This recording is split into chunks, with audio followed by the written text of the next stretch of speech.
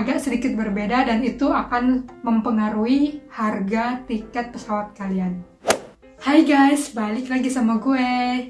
Dan kali ini gue akan berbagi info ke kalian tentang cara mendapatkan tiket pesawat murah untuk ke Eropa. Nah, bagi kalian yang baru aja mantengin channel gue atau baru ketemu video gue, kenalkan gue Devi. Gue sudah beberapa tahun tinggal di Jerman. Dan juga dulu gue pernah tinggal di Prancis menjadi au pair. Jadi video gue atau channel gue ini isinya tentang info-info jadi au pair di Prancis atau di Eropa, karena au pair itu gak hanya di Prancis, dan juga kehidupan gue di Jerman, dunia kerja di Jerman karena gue juga kerja di Jerman di perkantoran, dan juga traveling. Jadi traveling ini biasanya gue suka review-review makanan, hotel atau tempat tinggal, apartemen gitu ya, dan juga tempat-tempat seru di kota-kota tersebut. Oke, dan juga tips-tips tentang traveling tentunya seperti yang sekarang mau gue bicarakan. Nah, untuk tema-tema tadi yang gue sebutkan, kalian bisa cek info selanjutnya atau video selanjutnya di playlist gue. Nah, langsung aja disimak, ini dia tips untuk mendapatkan tiket pesawat murah ke Eropa.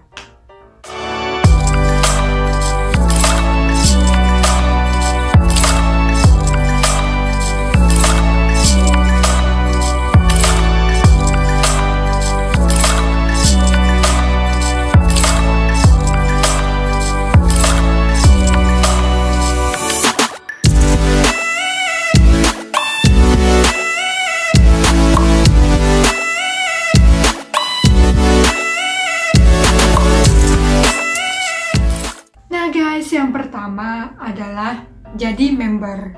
Nah, kalau ke Eropa kan dia milesnya lumayan banyak biasanya terkumpulnya ya. Jadi alangkah lebih baiknya atau kalau jadi member tuh bisa banget membantu kalian untuk mendapatkan poin-poin atau promo-promo tertentu gitu ya. Nah, kalau misalnya kalian udah sering bolak-balik, nggak mesti ke Eropa karena kan jadi member ini bisa di maskapai penerbangan mana aja gitu ya. Jadi kalau sudah sering menggunakan maskapai atau penerbangan dari maskapai tersebut, biasanya kalian bisa mengumpulkan beberapa poin dan poin ini bisa ditukar untuk tiket atau mungkin kelas dari ekonomi ke bisnis seperti itu. Nah, ini akan membantu meringankan biaya kalian. Ya, nah, yang kedua adalah cari kota tujuan yang sering dikunjungi atau yang populer gitu ya, kalau gua bilang sih. Jadi seperti ini, yang populer di sini sebenarnya nggak harus secara turisme. Populer di sini maksudnya yang banyak banget orang pergi ke sana, mungkin karena bisnis juga, dan mungkin karena memang banyak, ya kalau banyak bisnis atau banyak orang yang mancanegara yang tinggal di sana, otomatis akan lebih banyak juga penerbangan dari dan ke kota tersebut. Contohnya, kalau di Jerman biasanya kalau gue searching itu Berlin jauh lebih murah dibandingkan kota-kota lain biasanya gitu. Ini juga ya kadang mungkin kalian menemukan untuk waktu-waktu tertentu kota lain bisa lebih murah, tapi biasanya Berlin jauh lebih murah atau relatif lebih murah dibandingkan kota-kota di Jerman lainnya. Lalu kalau kayak di Prancis itu kota Paris itu biasanya kalau tujuan kita ke kota Paris biayanya akan jauh lebih murah gitu. Nah, lalu kayak Belanda, kalau di Belanda ini biasanya Amsterdam yang murah. Nah, seperti itu. Jadi, kalian harus cek-cek kota mana aja yang biasanya sih memang kota-kota besar ya, karena memang kota besar kan kota yang sering dikunjungi, banyak turis, banyak pembisnis, banyak juga mungkin student yang asing gitu ya, yang belajar di situ. Jadi, lebih banyak penerbangan yang keluar masuk dari situ, seperti itu. Nah, lalu yang ketiga adalah booking tiket pulang pergi. Mungkin kalau jarak dekat atau di Indonesia travelingnya kalau beli single tiket atau tiket untuk pergi atau berangkat sendiri dan pulang sendiri itu lebih murah mungkin gitu ya. Gue sih sering dengar seperti itu gitu kalau di traveling di Indonesia atau dekat-dekat Indonesia. Nah tapi kalau ke Eropa, so far yang gue lihat itu selalu tiket PP jauh lebih murah dibandingkan tiket single gitu. Maksudnya kalau kalian cuman booking perginya doang atau pulangnya doang gitu, atau mungkin berbeda maskapai. Nah itu juga biasanya kalau gue lihat-lihat itu jauh lebih mahal malah. Jadi kalian harus untuk penerbangan ke Eropa itu tiket pulang pergi akan jauh lebih murah. Misalnya kalau gue kemarin juga sempat ngecek ini tahun 2021 ya. Jadi kalau kalian mungkin lihat-lihat video lainnya yang lebih murah itu kalian harus lihat lagi itu tahun berapa mereka buatnya seperti itu. Nah ini kemarin gue cek bisa banget kalian tuh 8 jutaan itu kalian udah bisa PP ke Eropa. Jadi gini, kemarin gue sempat cek kayak ke Perancis ke Paris itu kalian kalau misalnya kalian beli single tiket itu harganya 255 euro atau sekitar 4.300.000-an gitu ya. Nah kalau kalian beli PP dari Jakarta ke Paris gitu ya, ini kalian bisa dapat PP-nya total itu 485 euro.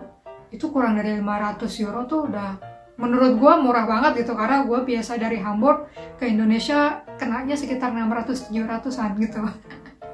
Padahal kalau dilihat dari map gitu ya, kelihatan Hamburg sebenarnya lebih dekat ke Jakarta dibandingkan Perancis yang masih kesanaan lagi gitu. Tapi tiketnya jauh lebih mahal seperti itu. Nah kalau ke Perancis tiket PP tadi gue sebutin 485 euro, berarti kalian itu kalau dirupiahin sekitar 8.200.000-an ya kan. Nah, terus kalau misalnya dibagi dua pulang dan perginya ya berarti kalian kira-kira dapatnya sekitar 4.100.000-an. Nah ini lumayan banget kan, beda 200.000 per flight dan 400.000 berarti pulang pergi. Itu udah benar-benar mengirit budget kalian atau mengirit anggaran kalian untuk traveling seperti itu ya. Oke, lanjut ke yang nomor 4. Yang mau gue saranin adalah hindari high season.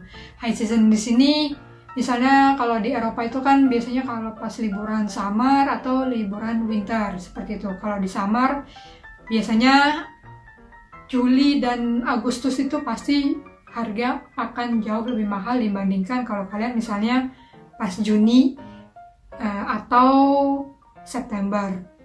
Atau bisa juga kalau kalian beruntung biasanya kadang awal-awal kayak misalnya awal-awal Juli gitu ya, yang masih baru-baru liburan gitu atau beberapa hari sebelum liburan itu biasanya lebih murah, atau sesudah liburan kayak gitu, atau menjelang habis liburan itu biasanya juga lebih murah. Jadi nah kalau kalian lihat gue sering traveling ke sana sini, biasanya tuh gue traveling masih summer tapi nggak bener-bener di high season gitu loh. Jadi kayak gue traveling itu biasanya sekitar tengah Agustus sampai akhir Agustus, atau kadang gue di September. Nah itu masih lumayan panas hawanya dan juga nggak terlalu banyak turis dan harga tiket lebih murah atau jauh lebih murah seperti itu.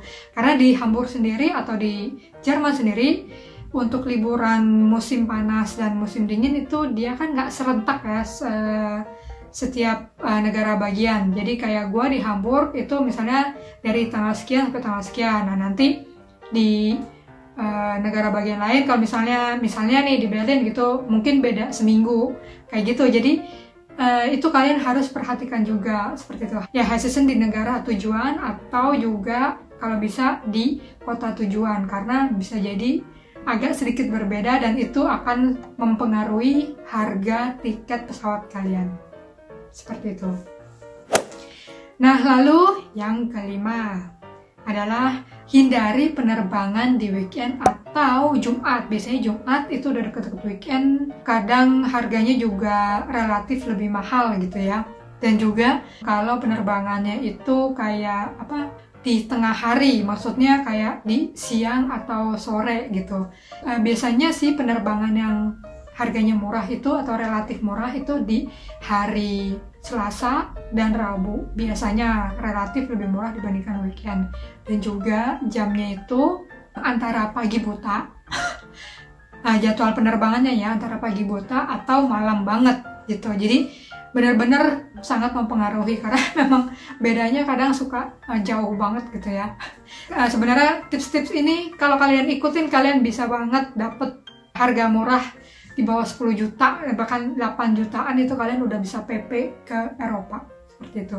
Lalu yang keenam adalah ubah algoritma atau hapus ini ya jejak pencarian di handphone, ponsel atau di laptop kalian seperti itu. Karena ketika kalian sudah sering nih nyari, terus nanti kalian mau searching lagi gitu. Ini biasanya penyedia layanan untuk booking tiket pesawat ini atau website yang akan kalian googling ini atau searching itu kayak udah otomatis oh nih orang ini sering mencari penerbangan dari kota ini ke kota ini gitu kan, atau penerbangan dari negara ini ke negara ini. Nah seperti itu. Jadi itu akan mempengaruhi sekali harga yang akan muncul nantinya di layar laptop atau ponsel kalian seperti itu. Jadi kalau udah sering nyari biasanya hapus aja, nanti terus kalian cari lagi supaya lebih jelas ya, supaya kalian bisa dapat yang benar-benar murah seperti itu.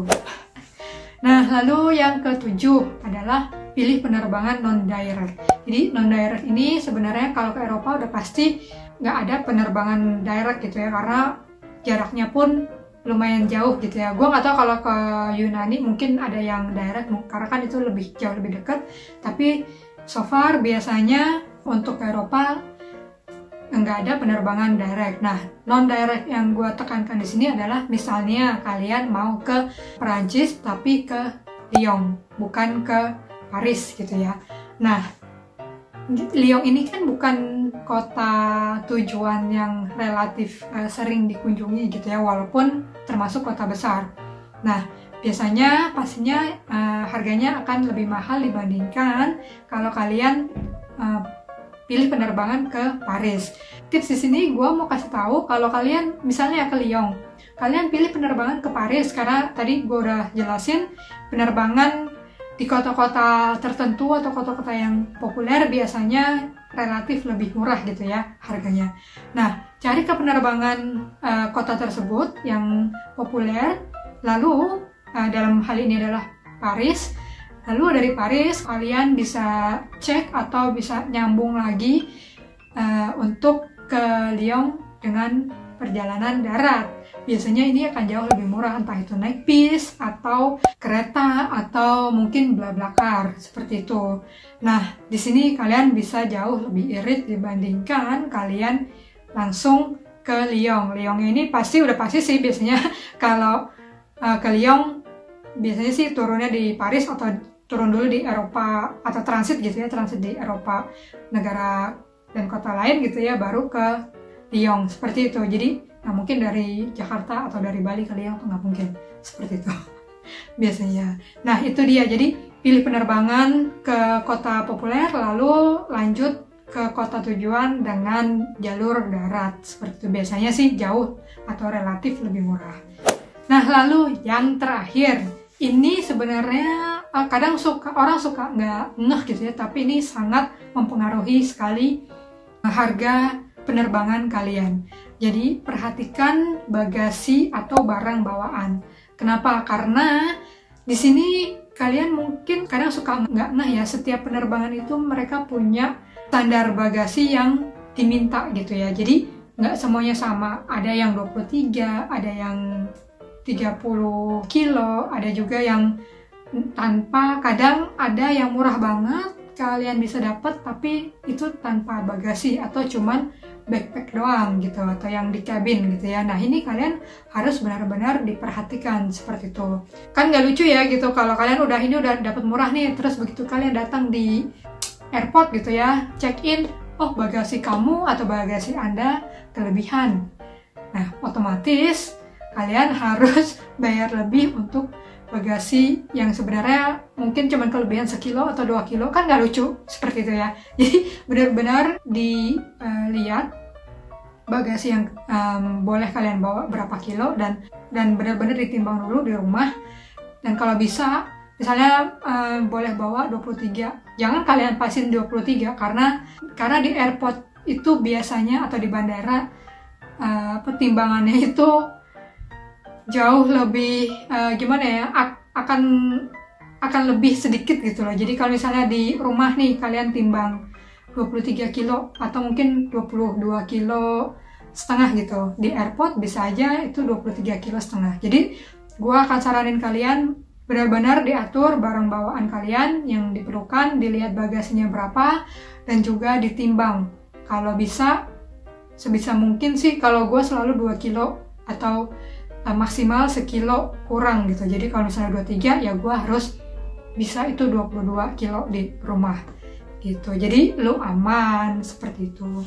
Nah itu dia guys, tadi beberapa tips dari gue untuk mendapatkan tiket pesawat murah 8 jutaan ke Eropa. Nah, sekian dulu video gue kali ini. Semoga info tadi itu bermanfaat buat kalian. Jangan lupa dicek juga video gue lainnya di playlist gue.